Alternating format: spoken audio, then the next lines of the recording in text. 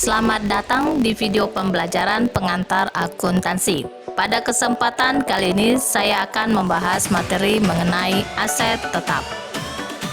Aset tetap dapat didefinisikan sebagai harta perusahaan atau yayasan yang digunakan dalam menjalankan kegiatan yang memiliki umur ekonomis lebih dari 1 tahun atau lebih dari 1 periode akuntansi dan tidak dimaksudkan untuk dijual. Dan sekarang bagaimana caranya mengklarifikasikan biaya atas aset tetap? Pertama, apakah nilai akuisisinya signifikan? Apabila ya, digolongkan dalam aset tetap. Akan tetapi, apabila nilainya tidak signifikan, maka dianggap sebagai beban. Kedua, apakah aset tersebut tahan lama? Apabila ya, maka digolongkan kategori aset tetap. Tetapi, jika tidak tahan lama, maka dianggap sebagai beban. 3. Apakah aset tersebut untuk tujuan produktif? Apabila iya, maka dapat dikategorikan sebagai aset tetap. Tetapi, jika tidak, maka aset bisa sebagai investasi.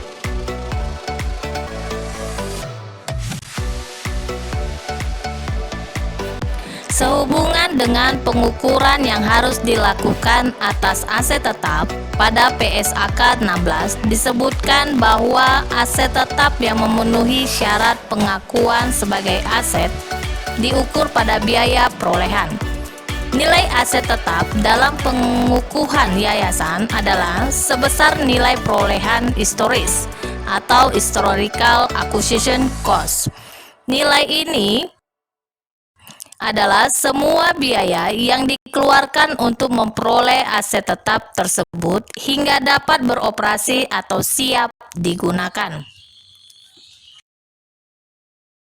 Harga perolehan atas tanah meliputi harga pembelian, pajak penjualan, perizinan dari badan pemerintah, komisi makelar, biaya balik nama, biaya survei, pajak properti, pembongkaran bangunan yang tidak diperlukan dikurangi hasil penjualan pembongkaran, perataan tanah, pengaspalan atau pelapisan jalan umum yang membatasi tanah. Contoh, perusahaan A membeli sebidang tanah dengan tunai 100 juta. Di atas tanah tersebut sebuah gudang yang harus dibongkar dengan biaya 7.500.000 dan hasil penjualan bongkaran tersebut sebesar 1.500.000. Biaya balik nama sebesar 1 juta, komisi perantara sebesar 8 juta. Ditanya, hitunglah berapa harga perolehan tanah dan buatkan jurnalnya. Nah, perhatikan, di sini harga tunai tanah ada sebesar 100 juta. Kemudian, harga pembongkaran gudang itu ada sebesar 7.500.000 dikurangi dengan hasil penjualan bongkaran gudang tersebut sebesar 1.500.000 sehingga pembongkaran gudang bersih sebesar 6 juta. Biaya balik nama ada sebesar 1 juta, komisi perantara sebesar 8 juta, sehingga kita totalkan semuanya, maka harga tanah sebesar 115 juta. Jurnalnya berarti tanah pada kas sebesar 115 juta. Harga perolehan atas bangunan meliputi harga bangunan, biaya jasa arsitek, biaya jasa insinyur, biaya asuransi selama periode pembangunan, bunga atas pinjaman untuk mendanai konstruksi, jalan setapak ke dan sekitar bangunan, pajak penjualan, perbaikan, rekondisi, modifikasi penggunaan, serta izin dari badan pemerintah. Harga perolehan atas pengembangan atau perbaikan tanah meliputi pepohonan dan rerumputan, pagar, area parkir, penerangan halaman, selokan, serta pengaspalan area parkir. Harga perolehan atas mesin dan peralatan termasuk kendaraan, komputer, dan meubiler meliputi harga beli, pajak penjualan, biaya angkut, instalasi atau pemasangan, perbaikan, dan rekondisi. Asuransi selama perjalanan, perakitan, pengujian, dan izin dari badan-badan pemerintah. Biaya akuisisi aset tetap yang tidak termasuk adalah vandalisme, kesalahan dalam instalasi, pencurian yang tidak diasuransikan, kerusakan selama pembongkaran, denda karena tidak memperoleh izin yang sesuai dari badan pemerintah, pajak kendaraan tahunan atau asuransi kecelakaan kendaraan yang harus dibayar pemilik, dan terakhir pengurusan STNK. Contoh, pada Januari 2010, PTB membeli sebuah truk dengan harga tunai sebesar 120 juta. Perusahaan tersebut membayar pajak sebesar 12 juta, biaya pengecatan dan penulisan merek pada truk sebesar 5 juta, biaya balik nama kendaraan sebesar 12 juta, biaya pengurusan STNK sebesar 2.500.000, dan premi asuransi kecelakaan yang dibayar di muka 3 tahun sebesar 6 juta. Diminta buatlah jurnal atas harga perolehan truk tersebut. Maka kita hitung harga tunai truk sebesar 120 juta ditambah biaya pajak sebesar 12 juta tambah biaya pengecatan dan penulisan merek sebesar 5 juta ditambah biaya balik nama kendaraan sebesar 12 juta. Totalnya sebesar 149 juta. Untuk pengurusan STNK dan premi asuransi kecelakaan yang dibayar di muka 3 tahun tidak termasuk ke dalam harga perolehan truk.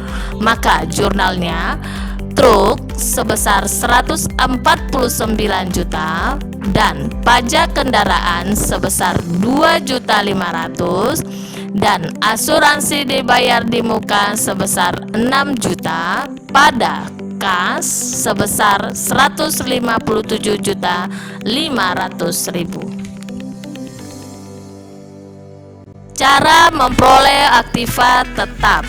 Pertama, dengan pembelian tunai. Harga perolehan dengan pembelian tunai yaitu dengan harga faktur ditambah biaya-biaya yang berhubungan dengan perolehan aset dan dikurangi dengan potongan jika ada potongan tunai. Contoh, PT Maju Jaya membeli sebuah truk seharga 320 juta dengan beban angkut sebesar 1.500.000 dan memperoleh potongan tunai sebesar 5 juta. Diminta buatlah jurnal atas harga perolehan truk tersebut. Maka di sini untuk truk kita hitung 320 juta ditambah biaya angkut 1.500.000 dikurang sebesar 5 juta yaitu potongan tunai, maka dapat harga perolehan truk sebesar 316.500.000. Maka jurnalnya yaitu truk sebesar 316.500.000 pada kas sebesar 316.500.000.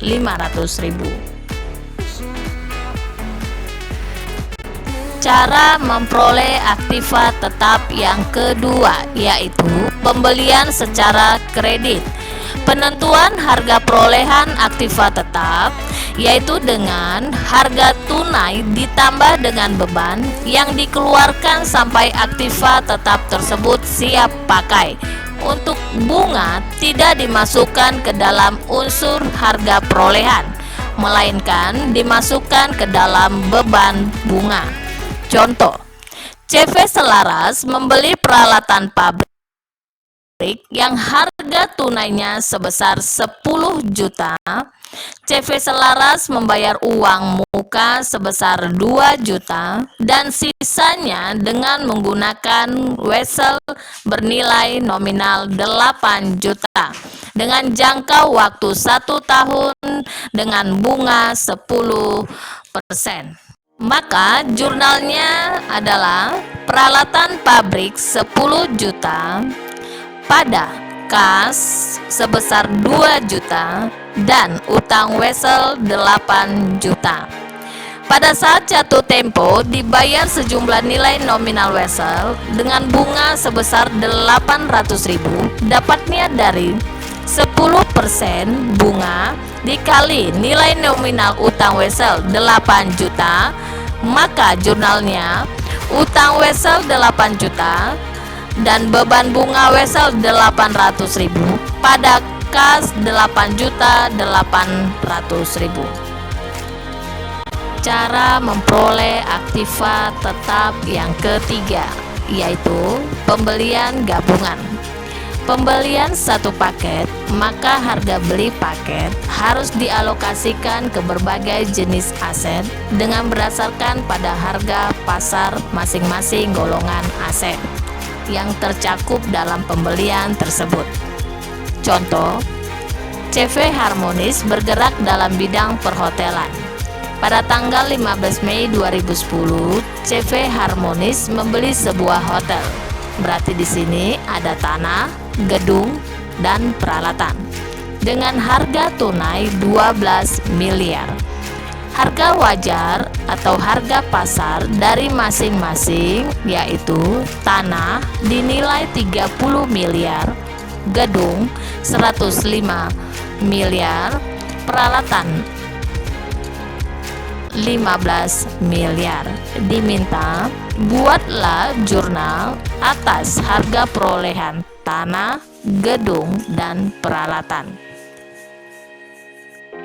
Pengalokasian harga beli dengan menggunakan masing-masing golongan aset dapat kita lihat dalam tabel alokasi biaya perolehan, di mana tabel tersebut kita perhatikan ada harga pasar seperti yang tertera di dalam soal: tanah 30 miliar, gedung 105 miliar, peralatan 15 miliar. Kemudian kita totalkan sehingga totalnya 150 miliar.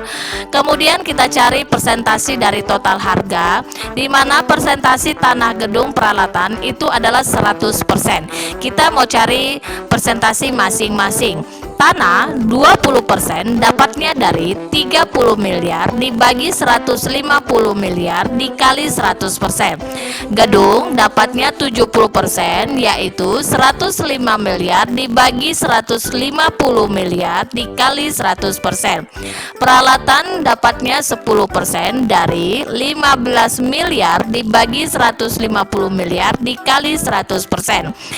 Untuk perhitungan dari biaya perolehan, maka kita kalikan masing-masing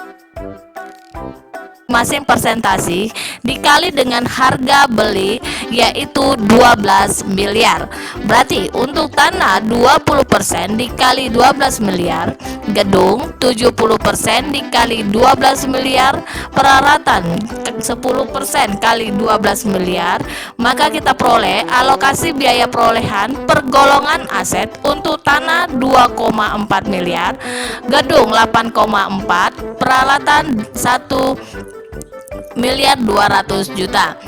Maka jurnalnya tanah 2 miliar 400 juta dan gedung 8 miliar 400 juta, peralatan 1 miliar 200 juta pada kas 12 miliar.